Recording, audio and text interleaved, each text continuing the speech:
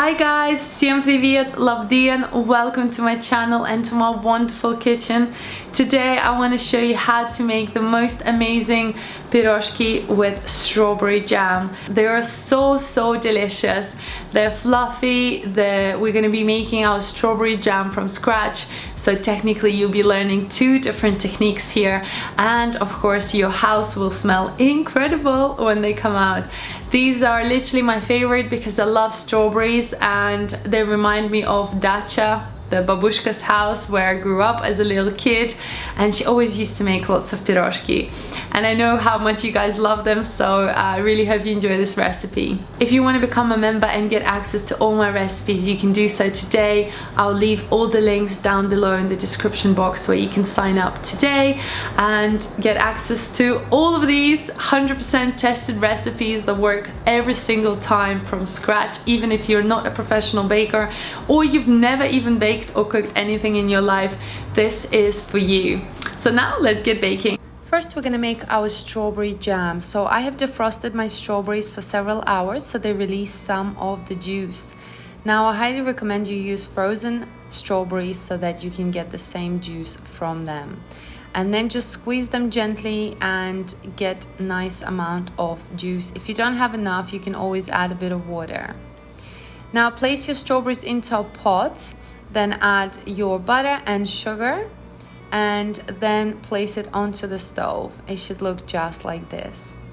Into your strawberry juice that's left, I added a little bit of water and cornstarch. Then just mix everything together until there are no lumps and the mixture is nice and smooth. Then go ahead and use your wooden spoon and mix your butter, sugar and strawberries together until it all starts to melt and become nice and thick. You could puree the strawberries if you wanted to, but I actually like the individual berries inside the buns, and it just kind of really makes it so real. Then add your cornstarch together into your jam and mix everything again. You want to cook your jam on low to medium heat, constantly stirring until it starts to thicken up, and this usually happens pretty quickly. Once it's nice and thick, it will look just like this. It smells amazing. Transfer the jam into a new pot or bowl and leave it to fully cool down. This can take several hours, so you can definitely make this ahead of time. First, we're going to make our dough. So in a bowl, add your milk. Make sure you warm it up. It should be nice and warm, lukewarm, not too warm and not too hot. And then you're gonna add your yeast. You can use fresh yeast or instant or dry yeast. Then you're gonna add 1 tablespoon of sugar from the whole amount of sugar and set it aside for a few minutes. Then you're gonna add your eggs, vanilla extract and buttermilk. You want to mix all your wet ingredients together and set it aside.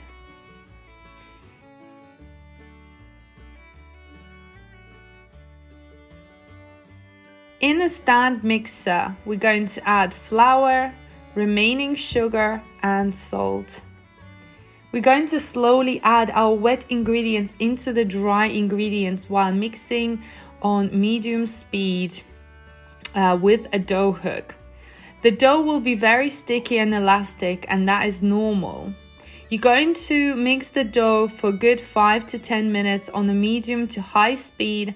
Then start adding little chunks of unsalted butter and keep mixing the dough. You want to add this in stages. As soon as the butter is incorporated, keep adding until you're finished with the butter.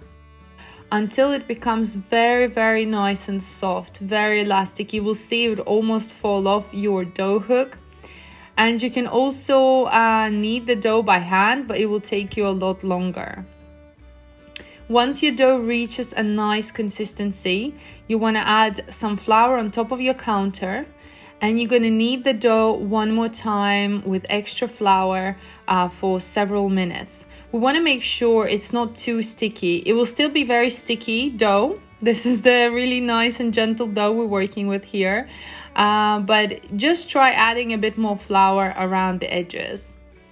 Once you've kneaded the dough completely, you're going to put it into a new oiled bowl and you're gonna leave it to rise for about 1 to 1.5 hours in a warm place in your house.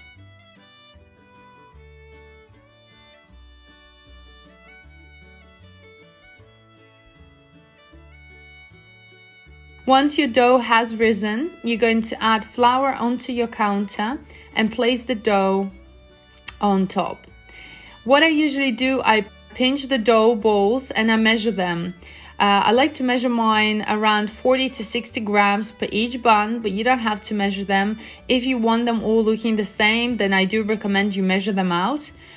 If you take more of a mixture, they will be bigger. If you take small amount, they will be smaller, of course. You're going to roll out each circle and then add 1 large tablespoon of jam inside.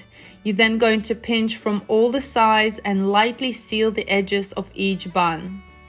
The buns are very, very delicate and fragile, so place them straight away onto a baking sheet lined with baking paper.